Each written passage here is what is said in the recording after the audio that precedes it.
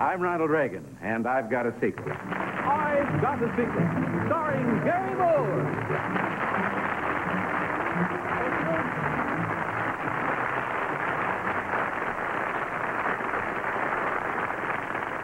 Thank you. Good evening. Welcome to another Hollywood edition of I've Got a Secret. Before we play the game, let's meet our game-playing panel. First, sitting in for snowbound Bill Cullen is our good friend Steve Allen. Steve, thanks for coming down here. Next to Steve, we have ugly old Betsy Palmer.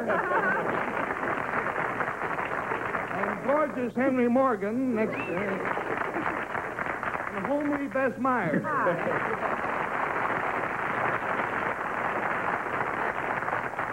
All right, panel, y'all ready to play the game? Absolutely. Yep. And then we have our first contestant, please. Good evening. Panel, I'm not going to tell you this gentleman's name because to tell you his name would be virtually to tell you his secret, so we'll call him Mr. X for the time being. Would you tell us where you're from, Mr. X? Lake Opatcon, New Jersey. Ah. All right, sir. Now, if you will whisper your secret to me, we will show it at the same time to the audience at home.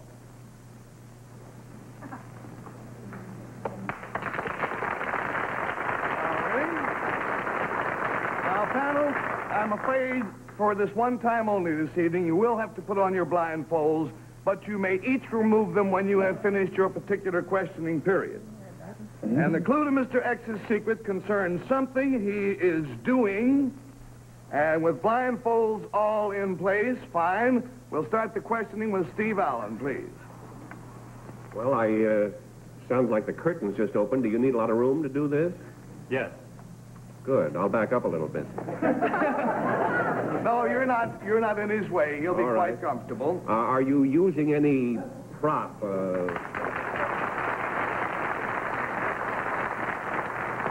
You're using a prop, sir? No.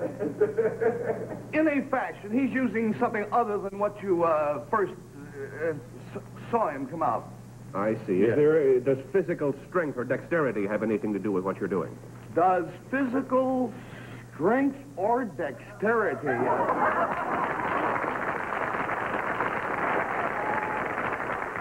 would certainly say dexterity, wouldn't you? Yes. Is there anything artistic about it? Is there anything artistic about it? Well, that...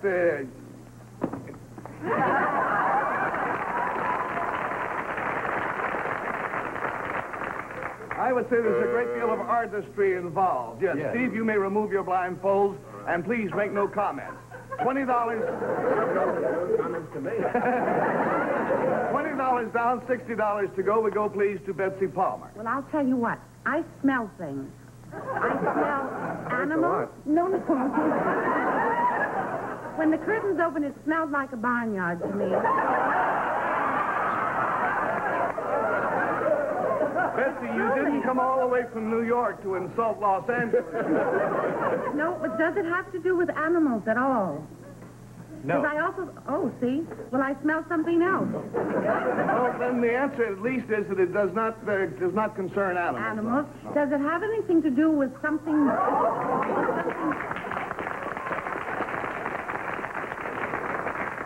something burning? No. Really, I smell Definitely something no. $40 down, $40 to go, no comment. $40 down, $40 to go. We go, please, now to Henry Morgan. Did you make anything? No.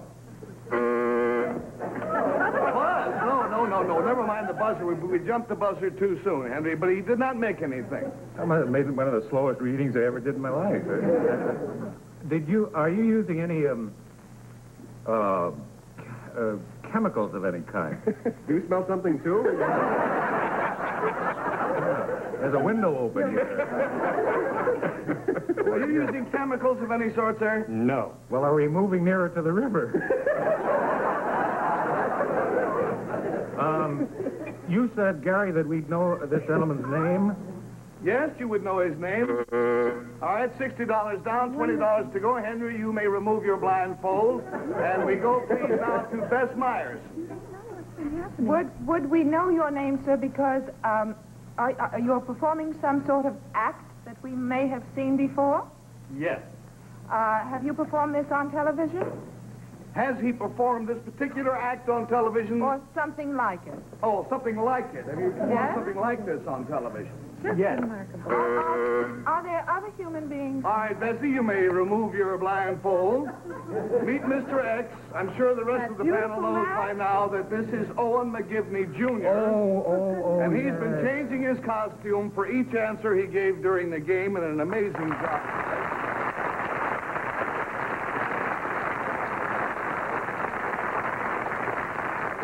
The most famous acts of all show business. It was founded by his father, the illustrious Owen McGivney Sr., in 1910, and now Owen McGivney Jr. is carrying on this tradition. Will you tell the audience what your costumes represent? Well, this particular character is the Artful Dodger, which is from one of 4 characters that I play from Oliver Twist.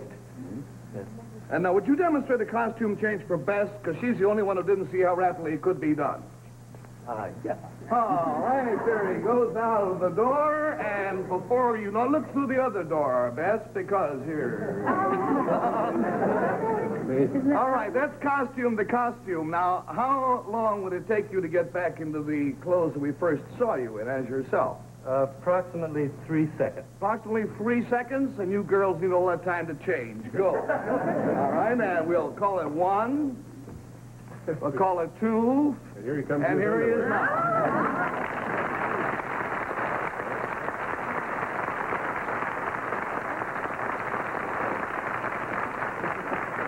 Regards to your dad. Thanks ever so much. Your Winstons and your money will be waiting for you off stage. Thank you Owen very McGivney much. Jr. I'd like to welcome, please, our next contestant. Will you come and sit?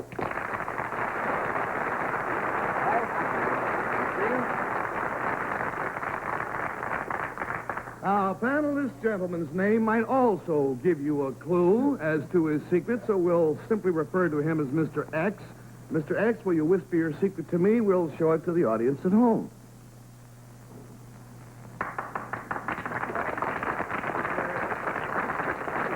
There's more to it, huh?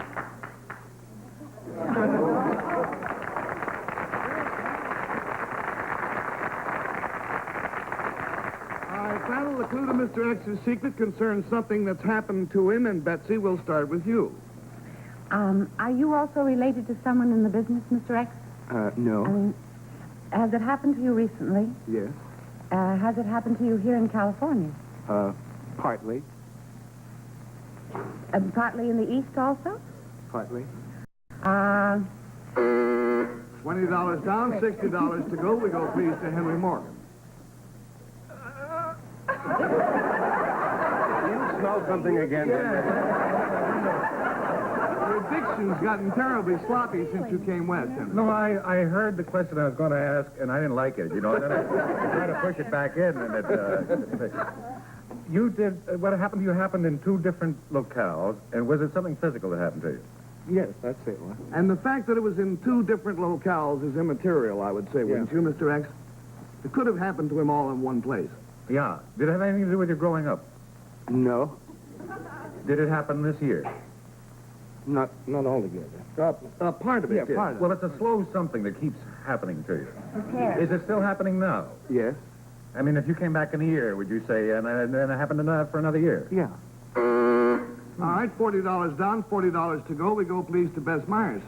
Mr. X, you said partly in the East and partly in the coast, and would it be partly all over the United States? Yes. Could be, but it's immaterial. I see. Would this have anything to do with an industry peculiar to this area? Is it films that you're involved with? That's peculiar. No.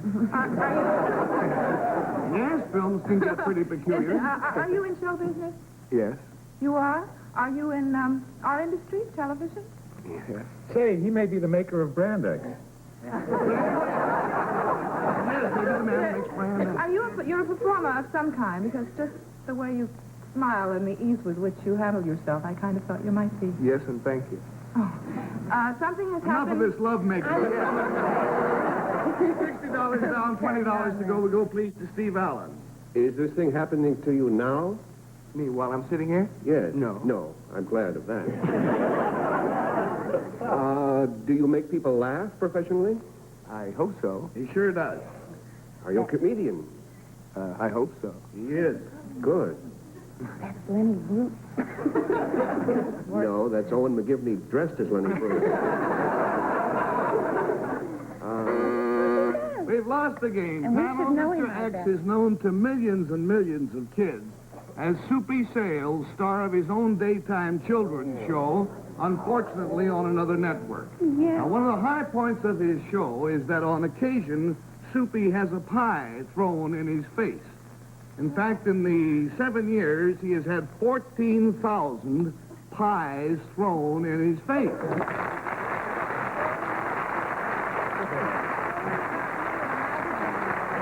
What'd you say, Ben?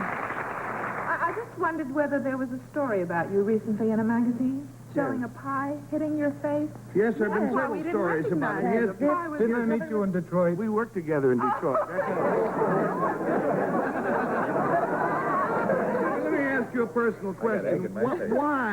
Why do you have pies thrown in your face? Well, I've always been a devotee of slapstick, and it sort of emphasizes sometimes, jokes. And, I think everybody really deep inside, would sometime or other like to throw a pie or get hit with a pie. Well, what's the greatest number of pies you've taken in a single show? Well, we threw 400 pies 1.5-hour show, and I think I was hit with about 100 of them. Studio audience got the rest of them, I guess. What do you mean you just stand there and people throw pies at you indiscriminately? Well, we sort of use it like as a joke favor. I like to show you an example of it. Well, all right, let's go out center stage here and we'll see how this works. All right. Can you open the curtains, please, fellas? Now, what I'll do is, I'll tell a joke. Yeah. And you tell the joke, please. Oh, shall I tell it first? Yeah, you tell the joke first. All right. Why are elephants gray? So you can tell them apart from bluebirds. Now, I'll show you how to get the laugh quicker. All right? How to get the laugh? Yeah, how to get the laugh. All right, Okay. don't let me get in your way. All right, okay. Why are elephants gray? So you can tell them apart from bluebirds. I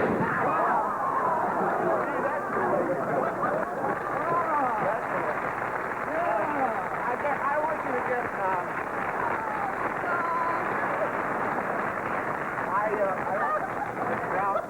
stay right here, dear. Right here. And read this one right here. I guarantee you'll get a laugh at this joke.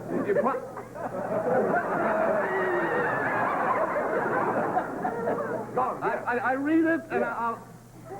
I guarantee you'll get a laugh.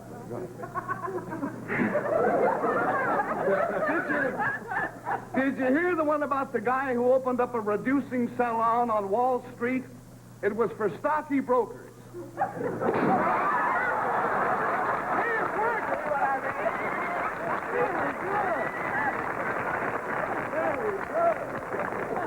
So, that's what I mean. Like, we sort of emphasize, and there's a point to it. Your voice is getting a little muffled. Well, I'm a little hungry. I'm supper. Is that all you use it Well, once in a while, like when I say goodbye on the show. for? Or for an exit when you for an leave? exit, I'll get a pie. Uh-huh.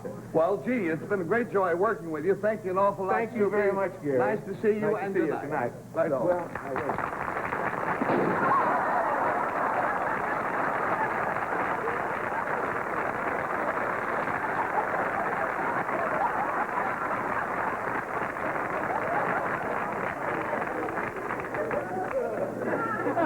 I like a show where if the jokes die, you can always eat your pocket.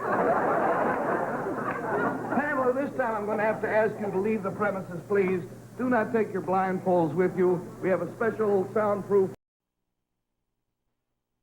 It is a great joy to welcome a gentleman for whom I have the greatest respect professionally, personally. Here's the host of the General Electric Theater on CBS every Sunday night, Mr. Ronald Reagan.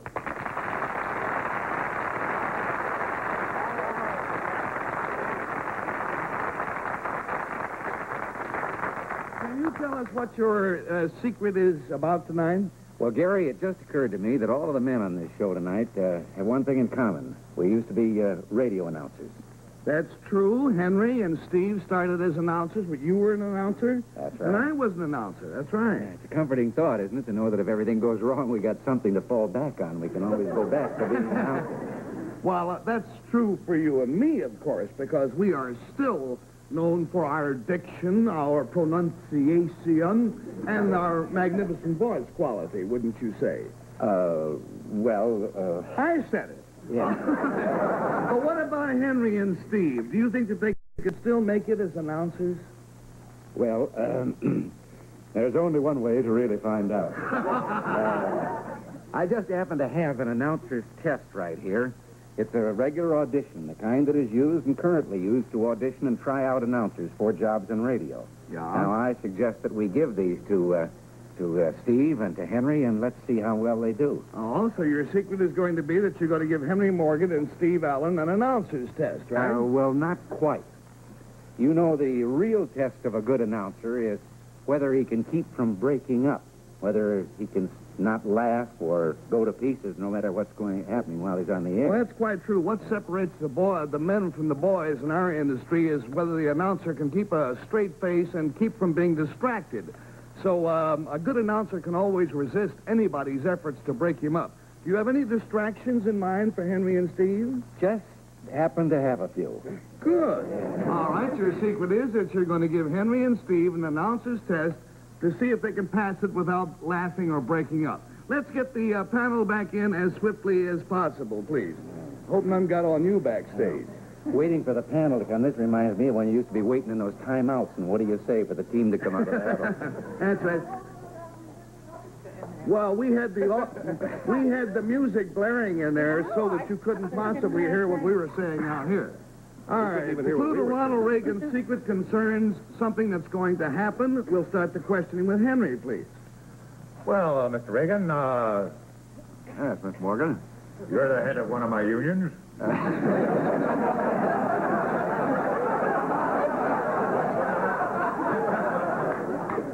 Can't tell you, I resigned. This thing is going to happen. Is it going to involve other people other than you? Yeah. Us. Mm-hmm. All of us? Yes? We're going to look pretty stupid, huh? No, I wouldn't say so. Oh, it's going to be a good thing.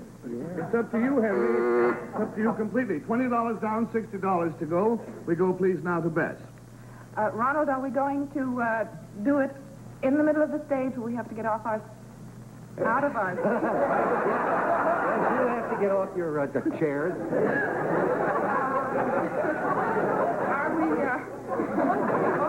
Are we going to have to change costumes or anything? Oh, no. Will we have nothing. any devices to play with? No. No, Unless you games try or each things other. like that. This is going to be a physical thing we'll be doing. Somewhat. Yes. All right, $40 down, $40 to go. And, Ronald, would you go on saying it's going to be about 50-50 physical and mental, right? Yes, I think so. All right, so we go to Steve Allen. It's already been mentioned, Ronnie, your position as union president. This is an actors' union. Is this in any way pertinent? Is there going to be any acting done, any play acting or anything of that sort? Well, in a sense, a certain... it doesn't have anything to do with the fact that I once was connected with the guild or anything. I see. That's immaterial. Are we going to play any There part? will be a certain performance, probably, yes. Are you going to play parts? Yes. I wouldn't call them parts. No. All right, $60 down, $20 to go. Betsy Palmer. You're going to electrocute us with all that electricity that goes on your other show. It doesn't have anything to do with that. You know the beginning of your other show? You never see the beginning, do you? It goes... all over. Are we going to do an experiment? No, we won't do anything like that, but thanks for mentioning it. How does it go? Like electricity, yeah. Spike Jones showed us that last week.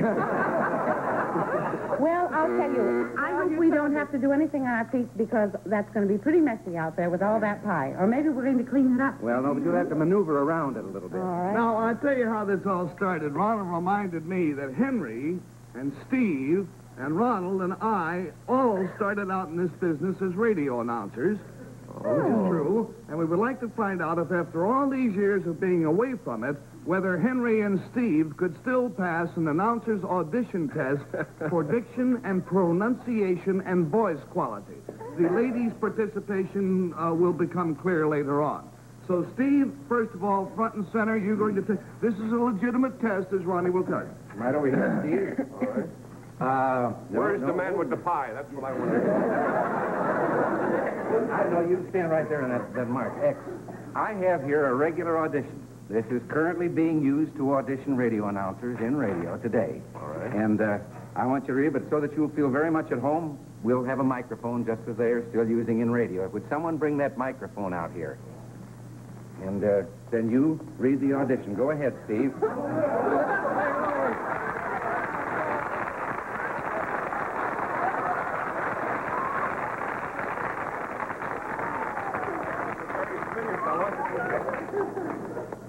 Is he going to be here? You want to read, I guess. Good evening from Carnegie Hall. The first selection on tonight's concert will be La Jolie Fille de Pleurs. Wow. By Georges Bizet. Next in order will be La Pathios de l'Incomparable. No, La Chance ruft zu eines kein Lüdenreiter sein. Always when you see the Q and the Z. Supposed to get by Francois Couperin. Coupois.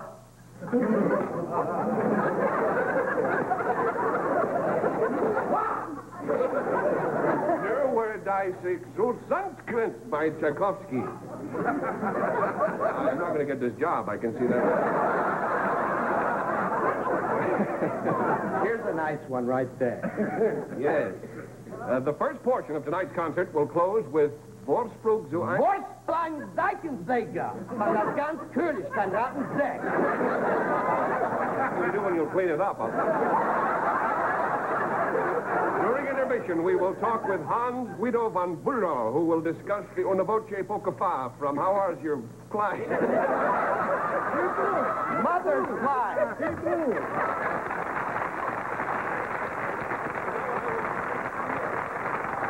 What we were trying to do was to see if you could possibly get through an audition. Remember how in the early days somebody used to always try to break you up? Oh, yeah. And Louis finally succeeded. He made you Louis and I, thanks so much. Here you're great in the Facts of Life, which I have seen, but I haven't seen the last time I saw Archie, which is coming out soon. Louis and I.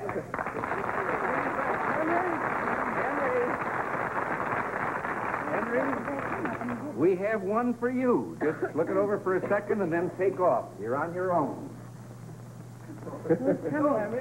An egregious envoy with a lugubrious and dour countenance and a proboscis of lamentable length is the narrator of our story. He was no novice at traveling. In fact, he was quite expert. The following is a succinct account of one of his risible adventures while en route to a far-off land. I never heard a disc jockey do this.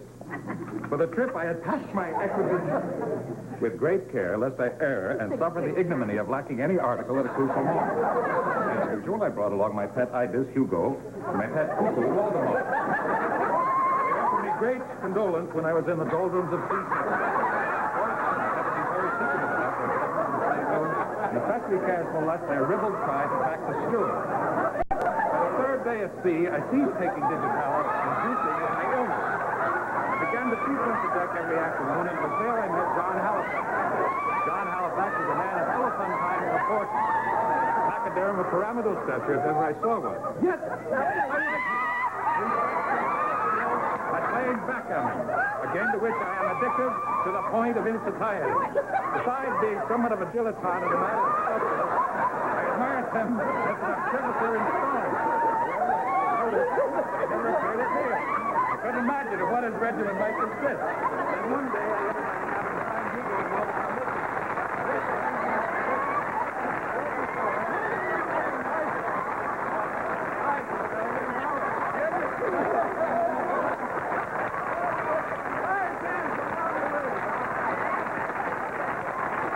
So, till next week, be very kind to each other, will you?